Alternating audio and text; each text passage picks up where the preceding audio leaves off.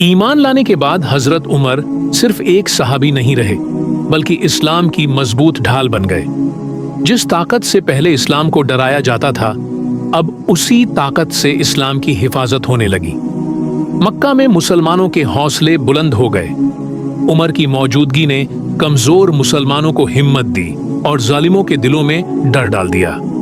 ہجرت کا وقت آیا تو زیادہ تر مسلمان چپ چاپ مدینہ چلے گئے، لیکن عمر نے اعلان کر کے ہجرت کی۔ انہوں نے کعبہ کا طواف کیا، تلوار کندھے پر رکھی اور کہا، جسے اپنی ماں کو روتا دیکھنا ہو، بچوں کو یتیم کرانا ہو، وہ میرا راستہ روکے۔ کوئی آگے نہیں بڑھا۔ یہ ان کی بہادری نہیں بلکہ ایمان کی طاقت تھی۔ مدینہ پہنچ کر عمر نے پوری طرح خود کو دین کے لیے وقف کر دیا۔ نبی کے ہر فیصلے میں ان کے مشورے شامل ہوتے۔ کئی موقعوں پر قرآن کی آیتیں ان کی رائے کے مطابق نازل ہوئیں۔ یہی وجہ ہے کہ انہیں موافق قرآن بھی کہا جاتا ہے۔ نبی کی وفات کے بعد امت پر بہت بڑا صدمہ آیا۔ عمر صدمے میں تھے۔ وہ تلوار لے کر کھڑے ہو گئے اور کہنے لگے کہ جو یہ کہے گا کہ رسول کا انتقال ہو گیا ہے اس کی گردن اڑا دوں گا۔ لیکن جب حضرت ابو بکر نے قرآن کی آیت پڑھی تو عمر کی آنکھوں سے آنسو بہنے لگے اور وہ سمجھ گئے کہ یہ اللہ کا فیصلہ ہے۔ حضرت ابو بکر کے دور میں عمر ان کا سب سے بڑا سہارا تھے۔ ہر اہم فیصلے میں ابو بکر عمر سے مشورہ لیتے۔ 2 سال بعد جب حضرت ابو بکر کی طبیعت بہت خراب ہو گئی تو انہوں نے امت کے لیے سب سے بڑا فیصلہ کیا۔ انہوں نے عمر کو اگلا خلیفہ نامزد کیا۔ لوگ ڈرتے تھے، کہتے تھے عمر تو بہت سخت ہے، خلیفہ بن گئے تو کیا ہوگا؟ لیکن ابو بکر نے کہا، میں نے انہیں باہر سے سخت اور اندر سے بہت نرم پایا ہے۔ جب عمر خلیفہ بنے تو منبر پر چڑھ کر رو پڑے۔ انہوں نے کہا، اے لوگو، میں جانتا ہوں تم مجھ سے ڈرتے ہو۔ اللہ کی قسم، اگر میں ظلم کروں تو مجھے سیدھا کر دینا، اگر میں بھٹک جاؤں تو مجھے روک دینا۔ یہ الفاظ نہیں تھے، یہ ایک حکومت کا اعلان تھا۔ عمر کی خلافت کی سب سے بڑی پہچان تھی انصاف۔ ان کی نظر میں امیر اور غریب، طاقتور اور کمزور، عرب اور غیر عرب سب برابر تھے۔ ایک بار مصر کے گورنر کے بیٹے نے ایک غریب قبطی کو مارا۔ معاملہ عمر تک پہنچا۔ انہوں نے گورنر کے بیٹے کو بلایا، کوڑھا دیا اور اس غریب سے کہا، مارو کیونکہ انصاف یہی ہے۔ پھر گورنر سے کہا، تم نے لوگوں کو کب سے غلام بنا لیا جبکہ ان کی ماؤں نے انہیں آزاد پیدا کیا تھا؟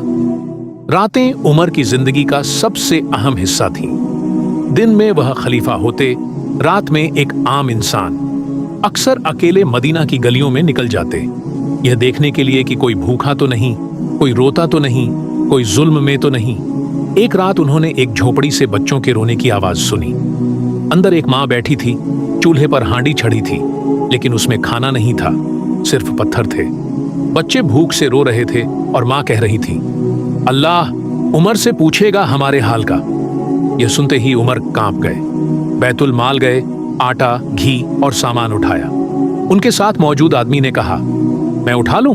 عمر نے کہا، قیامت کے دن میرا بوجھ بھی تم اٹھاؤ گے؟ انہوں نے خود کھانا پہنچایا اور تب تک نہیں گئے جب تک بچوں کو کھاتے اور ہنستے نہیں دیکھا۔ ان کی سادگی مثال تھی۔ اتنی بڑی سلطنت لیکن گھر میں پیبند لگا کپڑا، کھجور اور پانی۔ ایک بار روم اور فارس کے دوت آئے۔ انہوں نے پوچھا، تمہارا بادشاہ کہاں ہے؟ لوگوں نے کہا، وہ وہاں کھجور کے پیڑ کے نیچے سو رہا ہے۔ دوتوں نے دیکھا، نہ محل، نہ پہرا، نہ تخت، صرف مٹی پر سوتا ہوا ایک انسان۔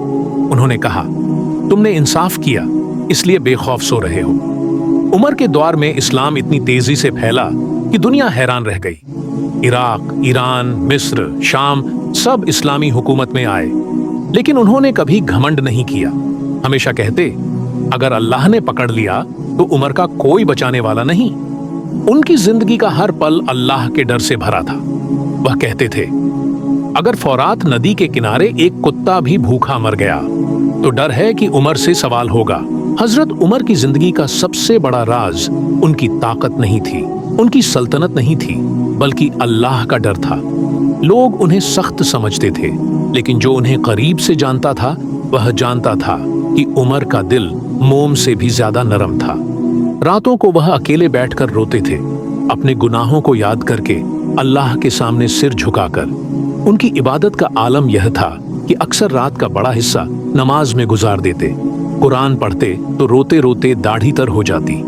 कई बार लोगों ने सुना कि वह अकेले में कहते थे, काश उमर मिट्टी होता, काश उसका हिसाब न होता। इतनी बड़ी हुकूमत का मालिक, लेकिन अपने अंजाम से डरने वाला इंसान। उनकी घरेलू जिंदगी भी बहुत सादा थी।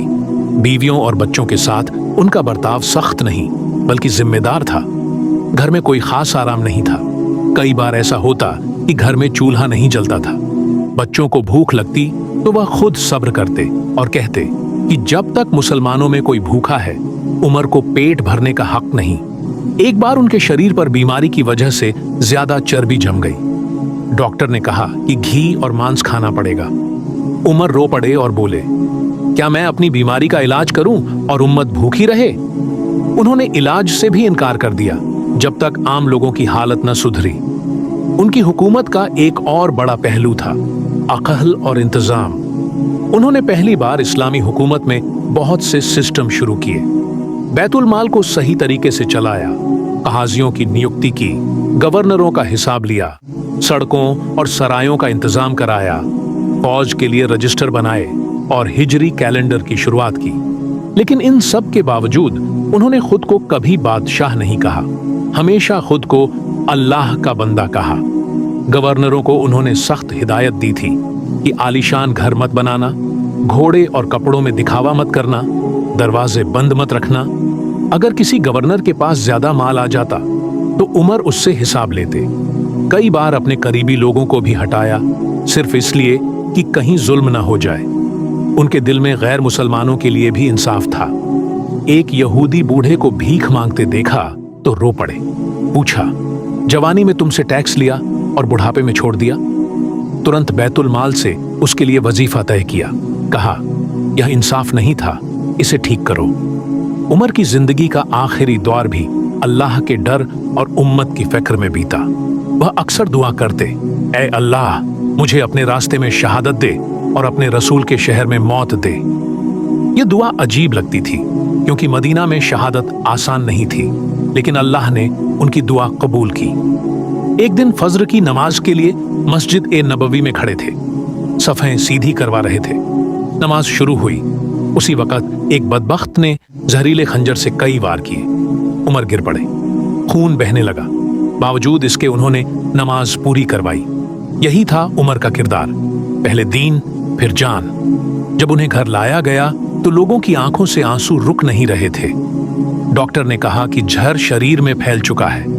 उमर ने अपने बेटे से कहा कि मेरा सिर जमीन पर रख दो, शायद अल्लाह मुझ पर रहम कर दे। आखिरी लम्हों में भी उम्मत की फिक्र थी। उन्होंने अपने बाद खलीफा चुनने के लिए शूरा बनाई ताकि कोई झगड़ा ना हो। उनकी वफात के बाद मदीना जैसे रो पड़ा। लोग कहते थे, आज इंसाफ मर गया, लेकिन असल में इंसाफ मर नहीं सकता क्योंकि उमर ने उसे जिंदा छोड़ दिया था।